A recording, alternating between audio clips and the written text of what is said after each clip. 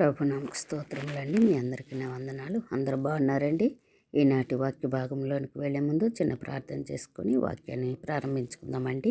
ప్రార్థన. పరిశుద్ధమైన మా తండ్రి, మీ పాదములకు వందనం స్తోత్రమునైనా ఉదయకాలం మీ పాదాల చెంత చేరి మమ్మల్ని స్తుతించి ఆరాధించే కృపను అనుగ్రహించారు. ఏదైనా వాక్యం ద్వారా మాతో మాట్లాడి మమ్మల్ని బలపరచమని, మాతో మాట్లాడి మమ్మల్ని ధైర్యపరచమని మీకు ఈ వందనాలు చెల్లిస్తూ యేసుక్రీస్తు పరిశుద్ధ నామమున ప్రార్థించి ప్రారంభించుకొంచున్నాం మా తండ్రి. ఆమేన్. లోకసువార్త 5:4 ధ్యానించుకుందామండి.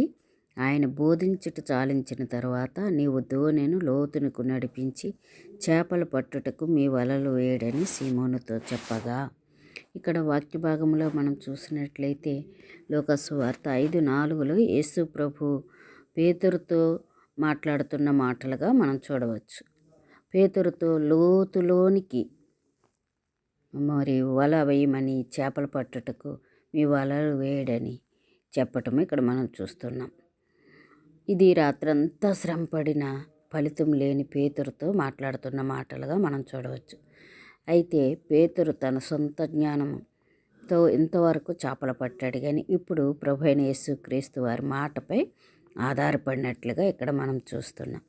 కాబట్టి అంటున్నాడు, ఆ పరిస్థితులు అతడు రాత్రంతా కష్టపడినా ఒక చేప కూడా దొరకలేదని భావం అతనిలో ఉన్నప్పటికీ కూడా ప్రభువైన యేసుక్రీస్తు వారి మాట చొప్పున అసాధ్యమైన పరిస్థితుల్లో కూడా విధేయత చూపించిన పేతురు గారిని మనం చూస్తున్నాం.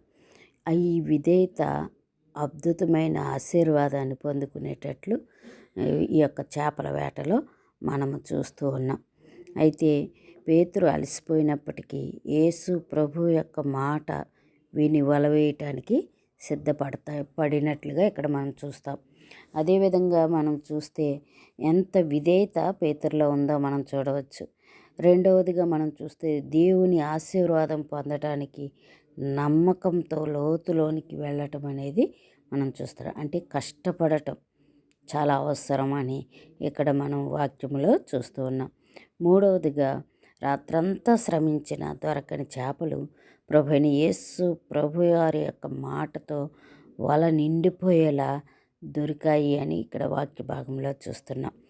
నిజంగా ఈ వచనము కష్టకాలంలో కూడా దేవుని మాట ప్రకారం నడుచుకుంటే అద్భుతమైన ఫలితాలు వస్తాయని, అంతేకాదు దేవునిపై విశ్వాసాన్ని విడవకూడదని ఈ యొక్క వాక్యము మనకి హెచ్చరిక చేస్తుంది. నిజంగా రాత్రంతా శ్రమపడిన ఏమీ దొరకనప్పుడు ప్రభువు మాట చొప్పున పేతురు వల వేసినప్పుడు వల నిండిపోయినట్లుగా చేపలు మనకి కనబడుతున్నాయి. మనం కూడా మన జీవితంలో ఎన్నో ఇరుకులు ఇబ్బందులు గుండా వెళ్తూ ఉంటాము.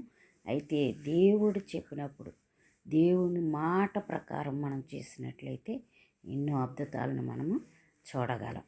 అలా చూడాలని దేవుడు అంత నమ్మకాన్ని కలిగి ఉండాలని, పేతురు వలె మనం కూడా నమ్మకస్తులుగా ఉండాలని ఇక్కడ లేఖనం మనకి తెలియపరుస్తుంది. అటువంటి కృప దేవుడు మనకి అనుగ్రహించునుగాక.